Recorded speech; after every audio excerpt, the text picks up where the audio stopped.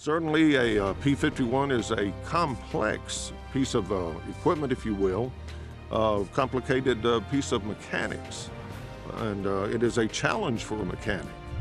And again, you can work and do the best you can, but you got to go through a certain process. Old warbirds are a puzzle, like those who restore. But to Chris and Scott Woods, it's simply family tradition, tracing back to their dad and his love for antiques. Actually, the passion of aviation took our whole family back to Phoenix, Arizona, where he really got into it and started an antique aviation restoration business called Aero Meridian. The good thing about this airplane is it was full military, which is hard to find. It was a guy in Texas had this airplane.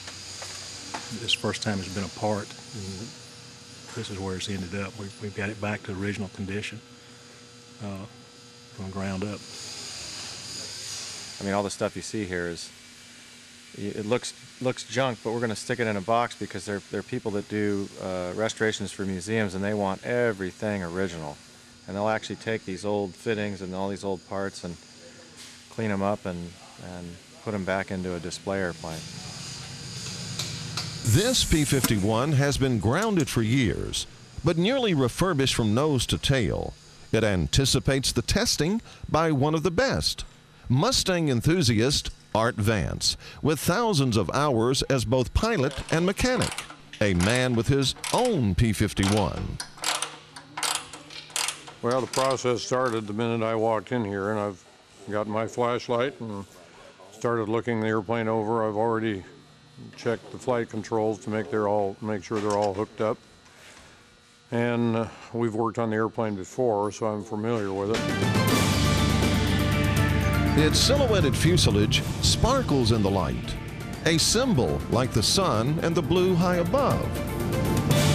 What you think about having it outside? Oh, it's great. First time I've seen it outside ever.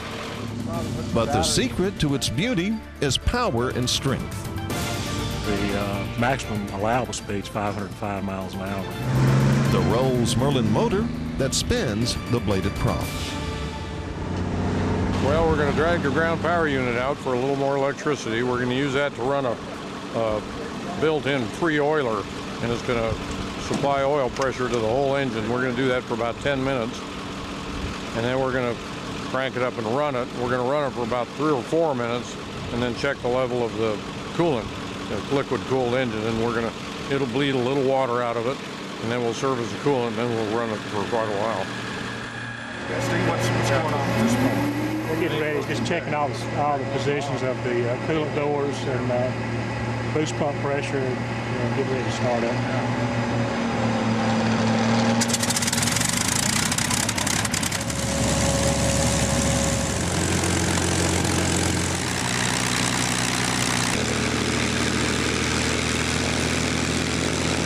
At close to full throttle, this once victorious warbird fails its first test, a problem with hoses that rupture a seal. When we cycled the prop, we had a pretty good oil leak that showed up on the propellers. Just part of the procedure that favors this motto: if not today, then there's always tomorrow.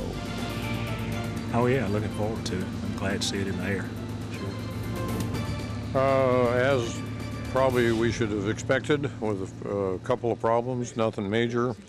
The engine's a good engine. We got an oil leak, instrument problem, a few other little problems. All be fixed by 8 o'clock tonight. At Martin Aviation in Mound, Louisiana, Louis Redden reporting.